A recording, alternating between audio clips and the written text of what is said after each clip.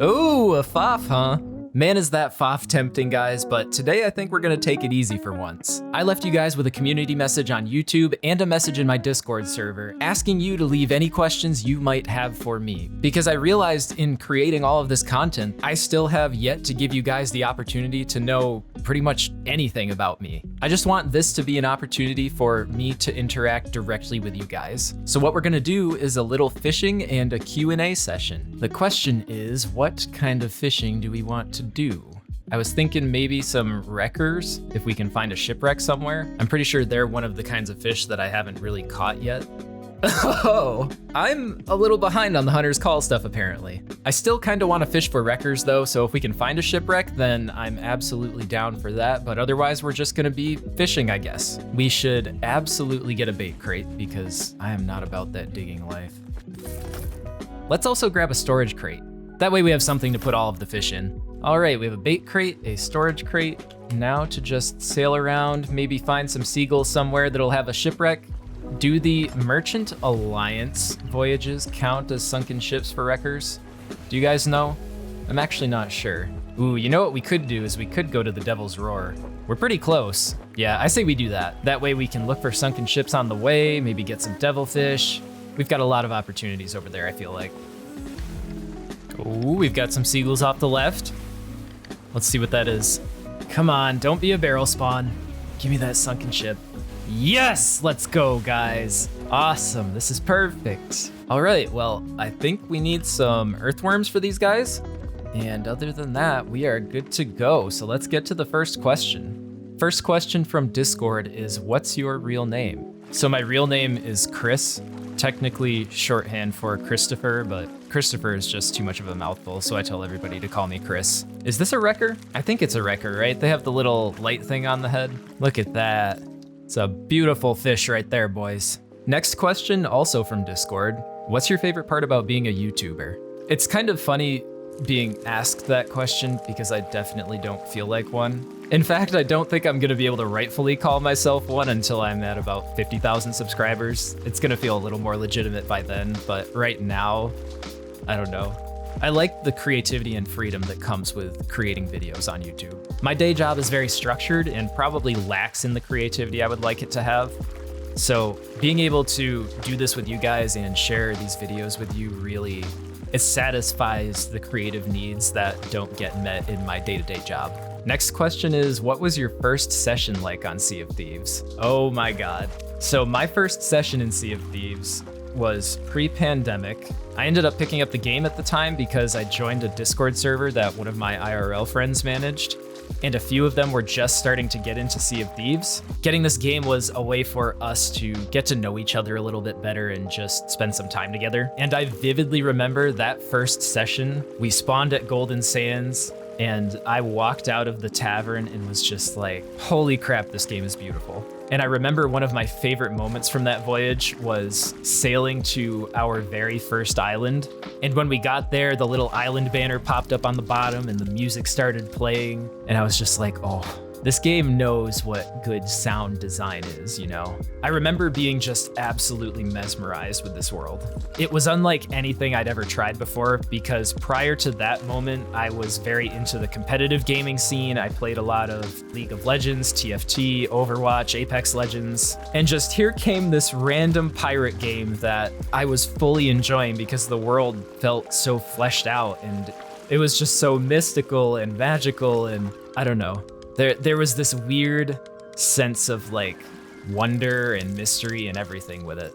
I feel like my ship keeps moving. I've seen that you're improving in Sea of Thieves combat and knowledge. Do you think you're improving? I definitely do, and I can feel it when I'm playing. In the past, I probably missed 80% of my cannon shots, but now I'm hitting a lot more of them. And a lot of that just comes with practice and time invested, you know?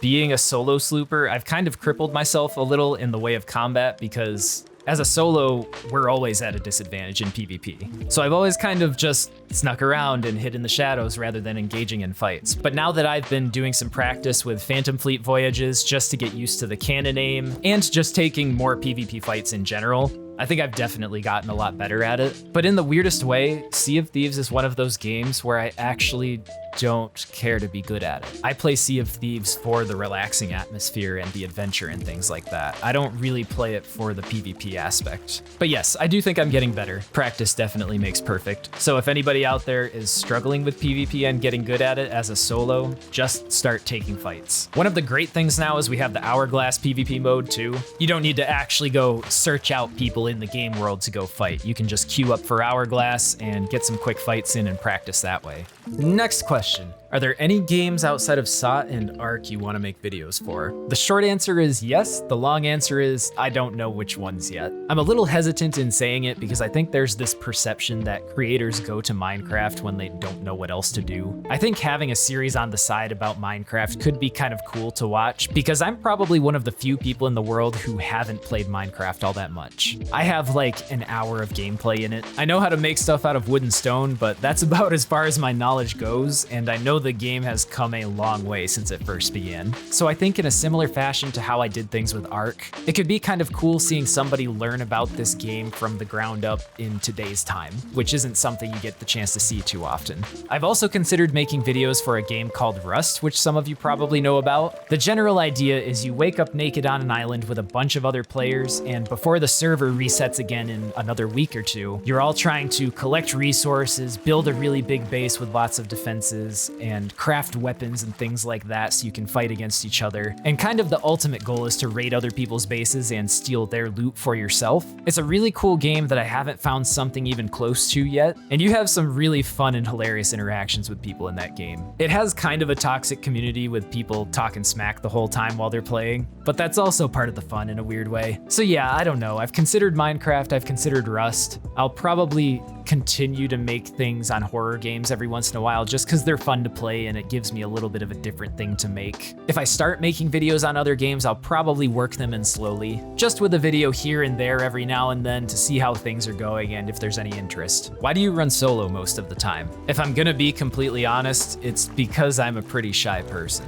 It might not come off that way in videos, but in real life, I'm kind of quiet and I keep to myself, you know? I live in one of the most rural places possible in the United States. Like the graduating classes for the high schools in this area have sizes of anywhere from 20 to 50 people. So that probably helps put it in perspective for you guys. Interacting with lots of people and doing things has never really been like a thing that I do. What is my favorite island in Sea of Thieves? That is a good question and something that I haven't really thought about before. If we're just talking islands, Sailor's Bounty's pretty cool. I like the concept of having all of these little mini sandbars and islands around it. And I also really enjoy Mermaid's Hideaway. It just has this weird sense of nostalgia for me, I guess, because it's one of the first islands I ever visited in the game. And it's kind of cool with the little pond in the center and how there's a vault hidden under the archway now. What's your best moment in Sea of Thieves?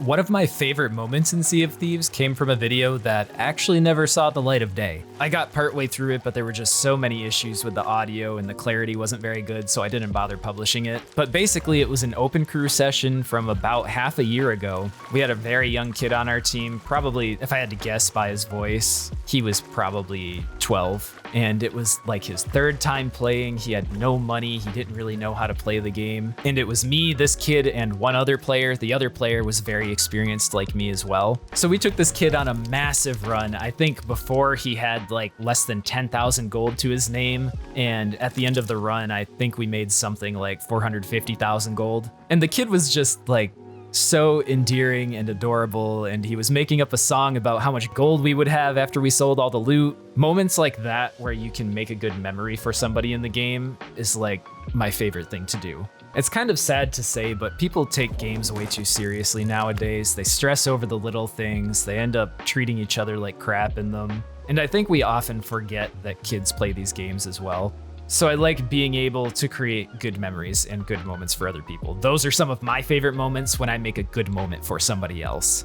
Do you plan on stacking Legends of the Veils? Have I not done that? I'll have to check after this, because if not, then that's definitely a video coming soon, because there's no reason I shouldn't. The Athena voyages before were so boring and you had to invest so much time for not a lot of loot, but now with the Legend of the Veil voyages, that's like completely different. It doesn't feel like the game is just trying to get me to waste time, like it actually feels like I have an objective when I do them. What made you consider playing Sea of Thieves in the first place? I guess I kind of answered that with how I joined the new Discord server and it was meant as a way to bond with these new people that I met. But if we're talking about content and why I decided to make videos for it, after playing the game for a couple of months, I looked at the creators out there for Sea of Thieves, and while there were a couple of big ones, it wasn't as if the content market was completely saturated for Sea of Thieves, and it didn't seem like anybody really created videos that revolved around the loot that you get during a voyage. So I saw an opportunity for me to be that person who's able to recap all of the loot you're getting at different islands with these animations that I make and things like that, where I could tell the story of a Sea of Thieves play session that's focused on loot in a very different way than anybody else currently does.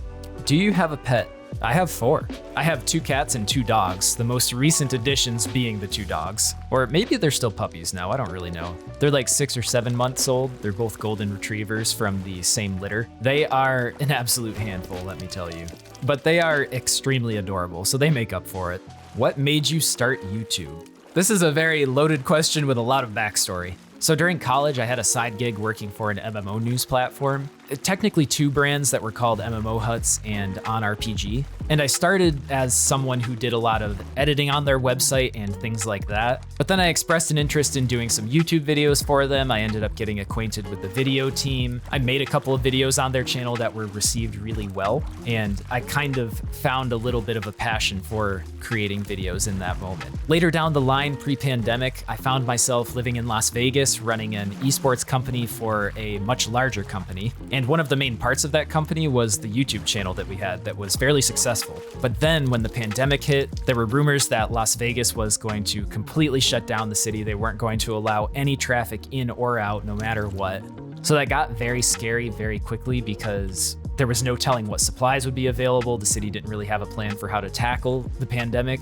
So in the end, for a multitude of reasons, I decided to make the move back to rural America where my family lived. Because all of my family is in that area, I knew at least we'd be kind of safe from the pandemic there. But unfortunately, the job I had could not come with me. So basically, I was at this point where I'd moved back home. I didn't have a job. I was struggling to find a job because not a lot of places were hiring. And that ultimately led to me doing YouTube. I was like, you know, I've done this for companies in the past. Why don't I try to make my own channel and see what it does? And if worst comes to worst and it doesn't go anywhere, at least I haven't been sitting on my hands this whole time. I was looking at YouTube almost as a way to develop some skills during this gap on my resume, so I can help justify that to employers and be like, look, I know my resume shows this bit of time where I haven't been working. I've been trying to find work. There's not a lot of jobs right now. And these are the skills that I've been working on in this time while I'm still looking for a job. I think during that year, I applied to like 100 or 120 jobs, and I only got interviews for 3 or 4 of them. The job market was just so competitive, it was crazy. But thank God, I'm very frugal with my money. I had a lot stashed away in my savings, so I was able to support myself while I looked for work. And whenever I wasn't actively applying for a job, I was working on YouTube videos. It kind of worked out a little bit. Favorite movies, TV shows, and taste in music.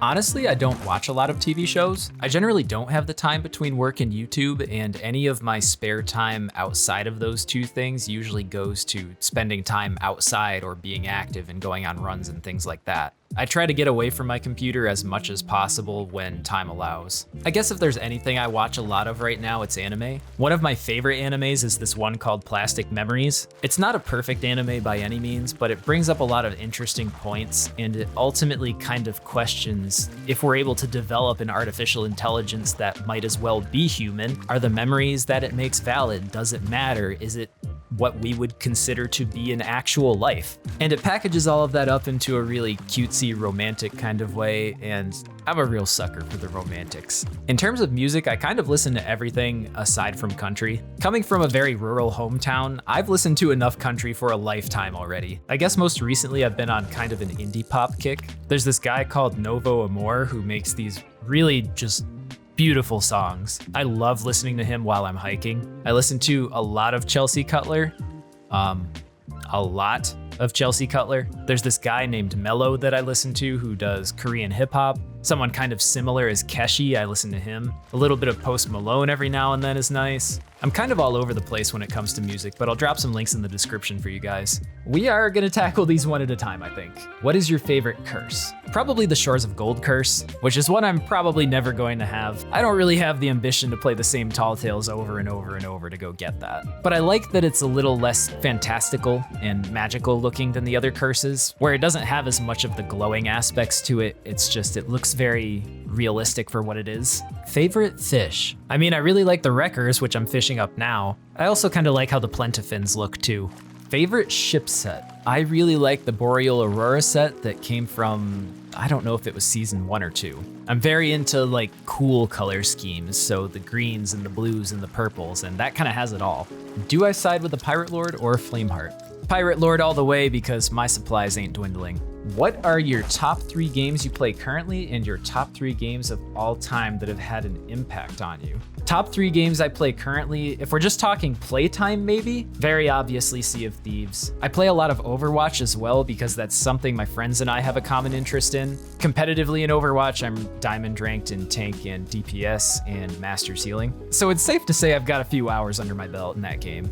One more game would probably be Teamfight Tactics, which if you don't know what that is, it's essentially chess played with League of Legends characters. But you can do some cool things like put items on your units to make them stronger or go for set bonuses. But yeah, TFT is pretty cool, and that's one of the games I like to play when I'm not really looking to be super engaged in what I'm doing, and I just kind of want to sit back and relax while playing something. Top 3 games that have had an impact on you. Obviously, Sea of Thieves has to come into consideration there. Not only have I talked about how it's a game that is off the beaten path for me a little bit and that has surprised me that I like it so much, but also it's a game I get to create videos for and make a little money off of and just express some creativity that I don't normally get to do. Another one would be The Last of Us. I had never really been impressed with the storytelling in video games, and I always felt video games fell short when it came to narratives until I had played The Last of Us. That very early on moment where Joel is running with his daughter after the infection spreads through his hometown, and his daughter ends up getting gunned down by one of the army men, where she's laying on the ground gasping for air and Joel's trying to save her and the music's building up, and it's one of the most emotionally charged scenes I've ever seen in a video game, and it gave me shivers and I welled up with tears a little bit when it happened. I'd never been affected by storytelling so much in a game before. And if I had to pick one more game that's had an impact on me, I'd probably have to say this game called Lineage 2. And I know probably none of you are going to know what that is. It's one of the first Korean MMOs that got a US port. Looking at it now, the graphics are obviously pretty terrible. This was something I played back when I was like, I had to have been 12 to 14 years old. I don't even remember how I found it or got it. I want to say my mom probably bought it for me from GameStop and didn't realize it was an MMO, which meant it came with a subscription fee. But after my first time playing it, I was hooked on that game for a number of years. I haven't played this game in, God, it has to have been a decade. But I can still remember the Gludio Town theme music. Every single time you teleported to this town in the game, you would be greeted with the classic music that was just like ba-da-ba-bum, ba-da-ba-ba-bum, ba-da-ba-bum, ba-da-ba-bum, ba-da-ba-bum. Oh, I feel it in my bones. It was so good.